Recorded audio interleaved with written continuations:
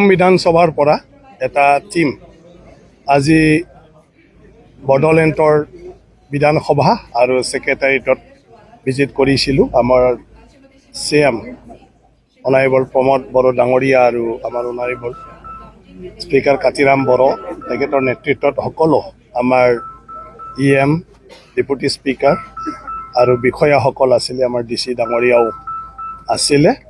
আমি BTC সম্পৰ্কে ইয়াত বহুখিনি কথা জানিবলৈ সক্ষম হ'লোঁ। ধুনীয়া প্ৰেজেণ্টেশ্যন আমাৰ চিফ ডাঙৰীয়াই তাতে দাঙি ধৰিলে। BTCৰ যিখিনি আমাৰ প্ৰশাসনিক যি ষ্ট্ৰাকচাৰ আৰু ইয়াৰ লগতে বিভিন্ন যিবোৰ চেণ্ট্ৰেল আৰু ষ্টেটৰ ফ্লেগশ্বিপ প্ৰগ্ৰামৰ পৰা আৰম্ভ কৰি BTCৰ নিজাববীয়া নিজৰ পৰিকল্পনাৰ আধাৰত যিবোৰ আঁচনি লোৱা হৈছে আৰু সেই আঁচনিবোৰ যি ৰূপায়ণ কৰিছে এই বিষয়েও প্ৰেজেণ্টেশ্যনত ধুনীয়াকৈ আমাক দেখুৱালে আৰু অৱগত কৰিলে।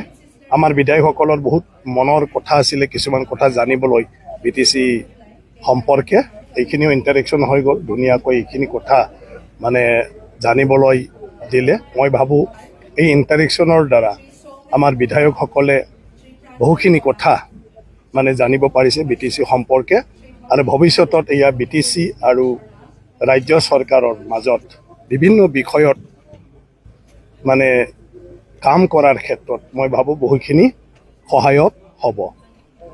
অসম বিধানসভা এইবাৰ বাজেট ছেছন কোকৰাঝাৰত হ'ব এদিনৰ কাৰণে, আৰু তাৰ কাৰণেও আমি বিধানসভাৰ মানে যি কক্ষ মেইন হল এইটোৰ পৰা আৰম্ভ কৰি আমাৰ স্পীকাৰ্ছৰ ৰুম, আমাৰ গভৰ্ণৰ ডাঙৰীয়া আহিব, তেখেতৰ ৰুম জিৰণি চৰা, তাৰপিছত আপোনাৰ সকলো মন্ত্ৰী আৰু মুখ্যমন্ত্ৰী ডাঙৰীয়াৰ মানে তেখেতৰ ৰুম, সেইবোৰ অলপ আমি চালোঁ। যিখিনি কৰিব পাৰি বুলি আমাক BTC কৰ্তৃপক্ষই চিফ ডাঙৰীয়া আৰু স্পীকাৰ ডাঙৰীয়াই জনাইছে। গতিকে অসম বিধানসভা ইয়াত অনুষ্ঠিত কৰাৰ কাৰণে এই BTCৰ আন্তঃগাঁথনি আমাৰ মানে যি আছে সেয়া ছাফিচিয়েণ্ট আমি আজি যিটো দেখিছোঁ। গতিকে তাৰিখটো ফাইনেল হোৱাৰ লগে লগে আমি ইয়াত যিখিনি কাৰিকৰী দিশত আমাৰ কৰিবলগীয়া আছে সেইটো আমাৰ অসম বিধানসভাৰ পৰা টিম আহি ফালে ইয়াতে আমাৰ চিফ ডাঙৰীয়া আৰু স্পীকাৰ ডাঙৰীয়াক আমাৰ ৰিকুৱাৰমেণ্টটো অৱগত কৰিব, আৰু তেতিয়া আমি সেই হিচাপে মানে কৰিলে আমাৰ বিধানসভা ধুনীয়াকৈ হৈ যাব। দিন হ'ব যে প্ৰথমবাৰৰ বাবে অসম বিধানসভাৰ ছেছন বিধানসভাৰ বাহিৰত আমাৰ BTCত এইটোও মানে BTCৰ ছেক্ৰেটাৰিয়েটত বিধানসভাৰ মানে হলতে হ'ব। এয়া এক মানে ঐতিহাসিক এক হিষ্ট্ৰিক, আৰু সেইটো লৈ মই ভাবোঁ মানে BTC বাসীৰ সেইটো এটা গৌৰৱৰ কথা।